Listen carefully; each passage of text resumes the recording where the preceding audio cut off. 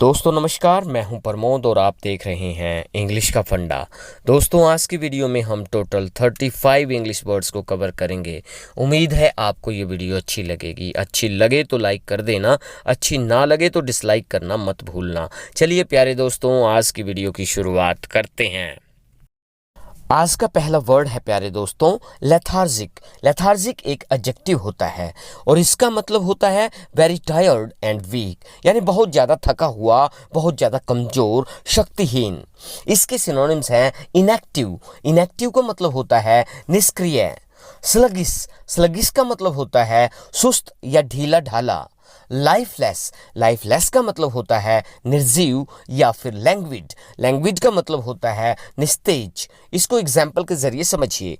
तुम बीमार हो क्या? बहुत कमजोर दिख रहे हो। आप इसे इंग्लिश में कहेंगे are you sick? You look so lethargic. Are you sick? You look so lethargic. एक सेंटेंस आपके लिए। बीमारी के बाद वह बहुत कमज़ोर हो गई है। आप इसे इंग्लिश में ट्रांसलेट करें और कमेंट बॉक्स में ज़रूर लिखने की कोशिश करें। आज का नेक्स्ट वर्ड है ट्रैंक्विल। ट्रैंक्विल जो कि एक एडजेक्टिव है और इसका मतलब होता है क्वाइट एंड पीसफुल, यानी चुप और शांत। इसके सिनोनिम्स होते हैं काम।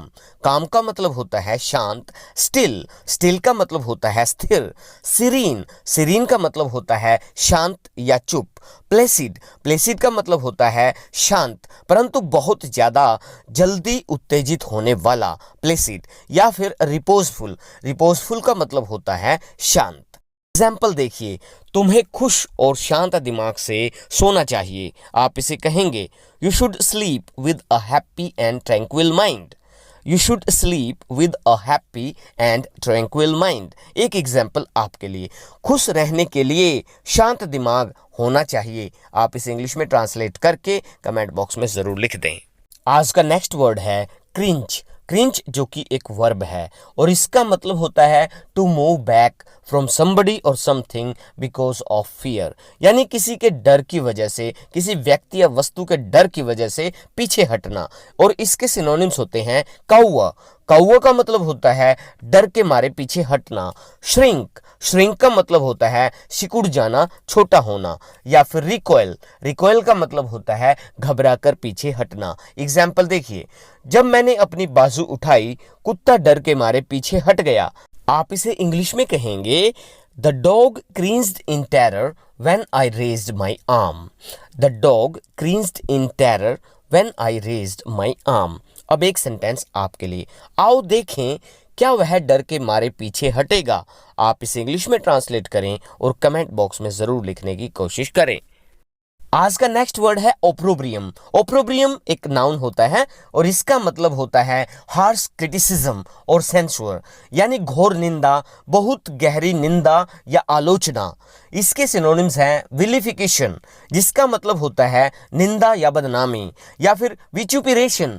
विचुपिरेशन का मतलब होता है कड़वी बातें या गाली गलौच। या फिर कंडेमनेशन। कंडेमनेशन का मतलब होता है किसी को दोषी ठहराने की क्रिया या निंदा प्रस्ताव। एग्जाम्पल देखिए, बम्बारी ने अंतरराष्ट्रीय आलोचना को आकर्षित किया है। आप इसे कहेंगे the bombing has attracted international opprobrium.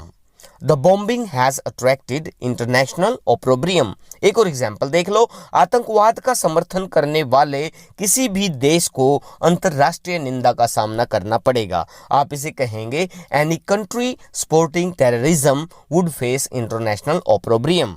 Any country supporting terrorism would face international opprobrium. एक सेंटेंस आपके लिए, क्या कोरोना वायरस के लिए चीन की निंदा ठीक है? आप इसे इंग्लिश में ट्रांसलेट करके कमेंट बॉक्स में ज़रूर टाइप कर दें। आज का नेक्स्ट वर्ड है प्रोमलगेट। प्रोमलगेट जो कि एक वर्ब है। क्या है? वर्ब। और इसका मतलब क्या होता है? To promote an idea, a belief, a cause among many people, यानी लोगों के बीच किसी विचार को, किसी विश्वास को या किसी कारण को फैलाना, उसको प्रचारित करना, उसके बारे में लोगों के बीच घोषणा करना। इसके सिनोनिम्स हैं डिक्लेयर। डिक्लेयर का मतलब होता है घोषणा करना, घोषित करना। नोटिफाई का मतलब होता है सूचित करना, सूचना देना। अनाउंस का मतलब होता है घोषणा करना, लोगों को जानकारी देना। एग्जाम्पल के जरिए समझिए, पिछले महीने एक नया कानून प्रचारित किया गया, यानी एक नया कानून घोषित किया गया। आप इसे कहेंगे last month a new law was promulgated. Last month a new law was promulgated. एक और एग्जाम्पल देख लो, कल 2 हफ्ते तक लॉकडाउन बढ़ाने की घोषणा की गई। आप इसे कहेंगे yesterday it was promulgated to extend the lockdown for 2 weeks. Yesterday it was promulgated to extend the lockdown for 2 weeks। एक सेंटेंस आपके लिए, कल जो घोषणा की गई मानवता के लिए सही है। आप इसे इंग्लिश में ट्रांसलेट करके कमेंट बॉक्स में जरूर लिखने की कोशिश किया करो। आज का नेक्स्ट वर्ड है डोंटिंग। डोंटिंग होता है एक एडजेक्टिव और इसका मतलब होता है something that makes someone sad और होपलेस, यानी एक ऐसी चीज जो किसी को उदास कर दे, जो किसी को आशाहीन बना दे, जो किसी के उत्साह को कम कर दे, किसी को निरुत्साहित कर दे, किसी की चिंता बढ़ा दे। चिंताजनक चीज, एक चुनौतीपूर्ण चीज को हम कहते हैं डोंटिंग। इसके सिनोनिम्स हैं इंटिमिडेटिंग। इंटिमिडेटिंग का मतलब होता है डर पैदा कर देने वाला, यानी चिंता पैदा कर देने वाला। फॉर्मिडेबल का मतलब होता है डर पैदा करने वाला, यानी चिंता पैदा कर देने वाला। डिसकंसर्टिंग का मतलब होता है चिंता पैदा करने वाला, चिंताजनक। या फिर अननर्विंग। अननर्विंग का मतलब भी होता है घबराहट में डालने वाला, चिंता पैदा करने वाला, चिंताजनक। यानी इन सभी चारों वर्ड्स का मतलब होता है उत्साह और खुशी कम करने वाला और तनाव, चिंता और घबराहट पैदा करने वाला। एग्जाम्पल के जरिए समझिए, एक दिन की यात्रा बूढ़ी औरत के लिए चिंताजनक लग रही थी। आप इसे इंग्लिश में कहेंगे the one day trip seemed rather daunting for an old lady। The one day trip seemed rather daunting for an old lady। एक और एग्जाम्पल देख लो, दुनिया भर में अकेले यात्रा करना चुनौतीपूर्ण काम है, घबराहट पैदा करने वाला काम है, चिंता पैदा करने वाला काम है, डर पैदा करने वाला काम है। आप इसे इंग्लिश में कहेंगे travelling alone around the world is a daunting task. Travelling alone around the world is a daunting task. अब एक सेंटेंस है आपके लिए, मुझे हमेशा उत्साह कम कर देने वाले काम दिए जाते हैं, यानी ऐसे काम दिए जाते हैं जो मेरी चिंता को बढ़ा देते हैं। आप इसे इंग्लिश में ट्रांसलेट करें, कमेंट बॉक्स में ज़रूर लिख दें। आज का नेक्स्ट वर्ड है प्यारे दोस्तों डिराइड। डिराइड जो कि एक वर्ब है और इसका मतलब होता है टू लाफ एट समथिंग और समबडी इन अ क्रूअल वे, यानी किसी का बहुत ज़्यादा उपहास करना, बेइज्जती करना, मजाक उड़ाना। इसके सिनोनिम्स हैं रिडिक्यूल। रिडिक्यूल का मतलब होता है किसी की खिल्ली उड़ाना, किसी पर बेशर्म होकर हंसना।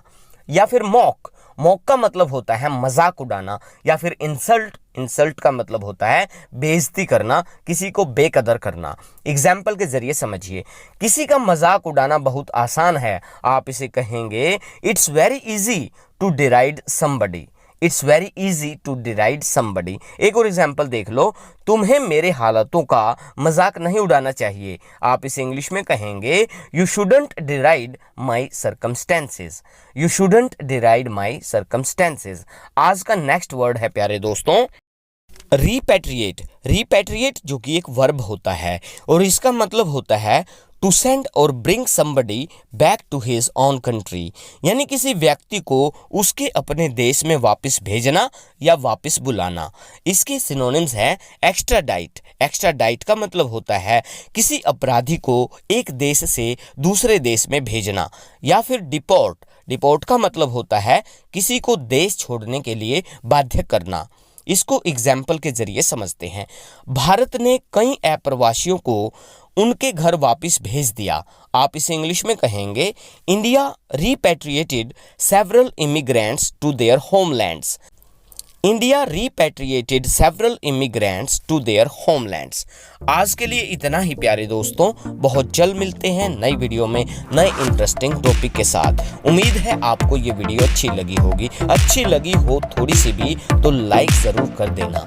अगर अच्छी ना लगी हो, अगर आपको लगा हो कि मैंने आपका टाइम वेस्ट कर दिया, तो इस वीडियो को डिसलाइक करके ज़रूर जाना। अगर आप हमारे चैनल पे पहली बार आए हैं तो हमारा चैनल भी सब्सक्राइब कर लीजिए। अपना ख्याल रखिए, सुरक्षित रहिए। जय हिंद, जय भारत।